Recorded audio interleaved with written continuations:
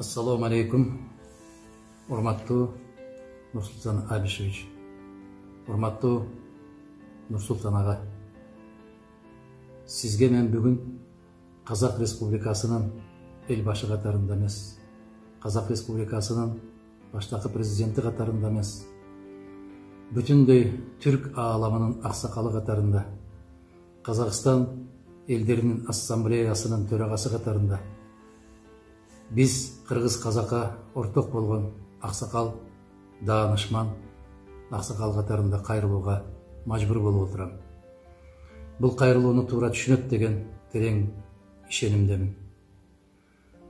Дүйнө жүзү боюнча аябагандай чоң апаат келип, адамдардын өздөрү ойлоп чыгарган, же болбосо мамлекеттердин ортосундагы болуп аткан оюн сыяктуу болгон тажылуу вирус, коронавирус апаатын.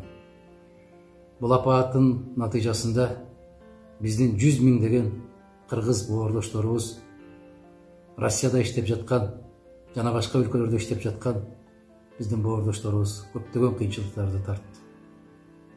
Айрыкча мен баса белгилеп айта турган маселе бул бүгүнкү күндө Россия өлкөсү менен Казакстан ортосунда, Оренбург областы менен Казакстан ортосунда Бузулук деген жерде калып калган 483 кыргыз боордошторум жөнүндө сөз болуп атат. Россия тарабынан эч кандай маселе жок. Эгерде биздин боордош казак элибиз Казак Республикасынын жетекчилиги, тийиштүү мамлекеттик кызматкерлер уруксат берип койсо, биздин кыргыз азаматтарыбыз өз мекенине кайтып келишмек. Тилекке каршы көптөгөн күндөрдөн бери Казакстандын чек арасынан өткөрбөй аткандыгына байланыштуу алар бүгүнкү ушундай оор заманда ач калып, ток калып, жаандын астында, ызгаардуу шамалдын астында калып, кең талаада жатышат. Үстүндө чатыры жок, астында төшөгү жок. Жээрге тамагы жок, ичээрге суусу жок. Урматтуу Нурсултан Абишевич, мен кыргыз бийлигине кайрылып отуруп, эч кандай жыйынтык чыкпагандан кийин жалгыз сизге кайрылууну туура көрдүм. Дагы бир жолу баса белгилейм, кыргыз казакка тең болгон аксакал катарында, бүтүндөй түрк ааламынын расмий макамына ээ болгон аксакал, түрк дүйнөсүнүн аксакалы катарында кайрылууга мажбур болдум. Сиздин колуңуздан келет. Мушуга ыйык Рамазан айында соопчулук үчүн тийиштүү жетекчиликтерге тапшырма берип койсоңуз, биздин боордошторубузду, кыргыз азаматтарын чек арадан өткөрүп койсо, башка эч нерсенин кажети жок. Алар өз унааларын өзү таап, өздөрү жетип алат. Алар эч ким менен байланышпайт, унага түшөт, кербен катарында түп-түз эч ким менен аралашпай, кыргыздын чек арасына чейин келип алышат. Алдынан артынан Казакстандын полицияларын коюп койсоңуз да болот. Эч ким менен байланышпайт алар.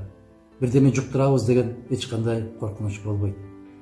Мен сизден каттуу өтүнүп суранам. Ыйык Рамазан айында улуу соопчулук иш кылып койсоңуз, урматтуу Нурсултан Абишевич. Сиздин кабарыңыз жок мындан. Кабарыңыз болсо сөзсүз аталык мээримиңиз менен бул маселени чечмексиз. Андан түк шегим жок. Кыргыз Республикасына көптөгөн кыйынчылыктар башына келгенде, сиз Казакстандын эл башы катарында, Казакстандын туңгуч президенти катарында аябагандай көп жардамдарды берип келгенсиз. Алар биздин эсибизде. Ал үчүн биз сизге дайым терең ыраазычылык билдирип келебиз, билдире беребиз. Сиздин ордуңуз бүтүндөй түрк ааламына белгилүү.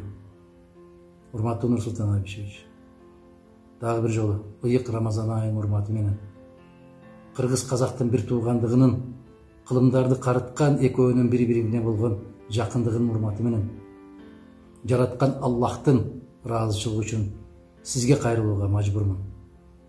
Бул маселени токтоосуз түрдө чечип, ошол жерде жаткан 483 кыргыз боордошторуңуздун, анын ичинде 70 аял кемпирлер бар экен, 14 аялдын боюнда бар экен, 2 жашардан 1 жашардан жаш ымыркайлар бар экен.